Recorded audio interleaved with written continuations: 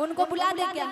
लेकिन उससे पहले एगो आपको बता रहे हैं और की एक रात जागरण के रात रखैले ओ करे में नहीं की बहुरिया आइले हर की गावे ले साभे की माई के भजनिया हो माई के भजनिया। लेकिन पल्लवी जी का हिट गाना था, बहुत हिट गाई थी उस बार 67 में है ना। हर की गावे ना उता माई के गीतिया बोले लखानी टेंगे टेंगे टेंगे ये जमुई जिला, इसलिए कहते हैं ये सब भी दीजिए, सब चीज हमको पहले से इन्फॉर्मेशन मिल गया कि ये सब भी गवाना है क्योंकि वीडियो देखता है सबको सोशल मीडिया के जमाना।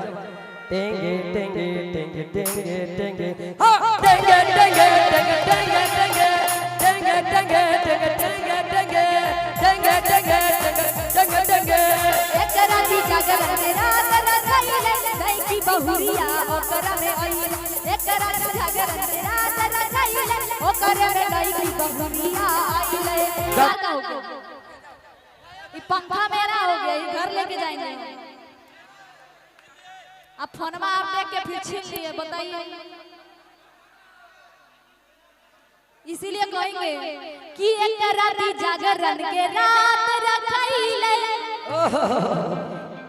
कि ओकरे में नई की बहुरिया आइले। वाह वाह कि गावेला सब देखो माई के भजनिया हो माई के भजनिया कि ओकरे में रहे बहुरिया कि बोले लिखाली टंगे टंगे वाला टंगे टंगे टंगे बोले टंगे टंगे टंगे टंगे बोले टंगे टंगे। अरे राती जागरण रात रखैले ओकरे में नहीं की बहुरिया आइले। एक रात जागरण के रात रखैले ओकरे में नहीं की बहुरिया आइले। कबे माई के भजनिया हो माई के भजनिया और में आई रे बनाई की बहुरिया बोले लखानी टेंगे टेंगे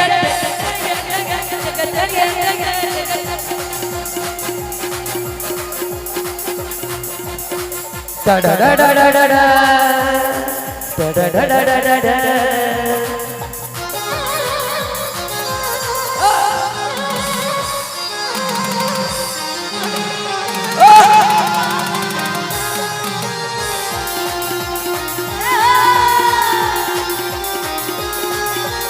साचे दरबार की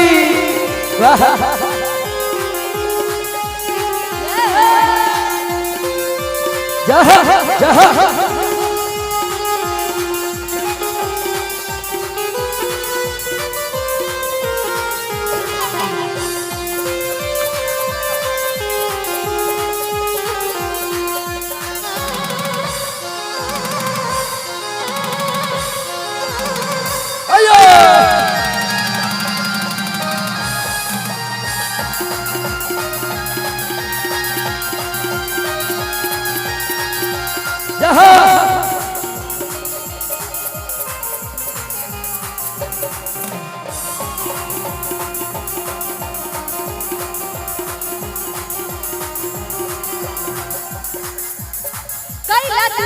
माई के भजनिया होला कुछ काम हो टेंगे टेंगे में कुछ ना मिली लेला माई के नाम हो।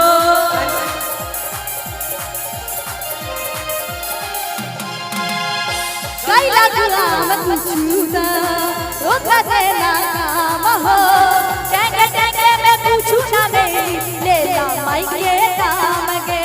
लाइकी जमाना के रहे बहुरिया खाली टंगे टंगे बोलो टंगे टंगे टंगे टंगे टंगे बोलो टंगे टंगे। अरे एक राती जागरण के रात रखैले ओकरे में नहीं की बहुरिया आइले। एक रात जागरण के रात रखैले ओकरे में नहीं की बहुरिया आइले। कबे सबे देख माई के भजनिया हो माई के भजनिया। अब लास्ट में एकदम पूरा झूमना है, ठीक ना? हाँ मजा लेना है तो ले लीजिए, फिर भोरे से नजर नहीं आएंगे। 1 घंटा में एकदम यहाँ से रवाना, इसलिए कहना है अरे की गावे ले सब देखा माई के भजनिया लेकिन भाऊजी क्या गाते हैं पता है? एकरे जैसा हर की बोले लखाली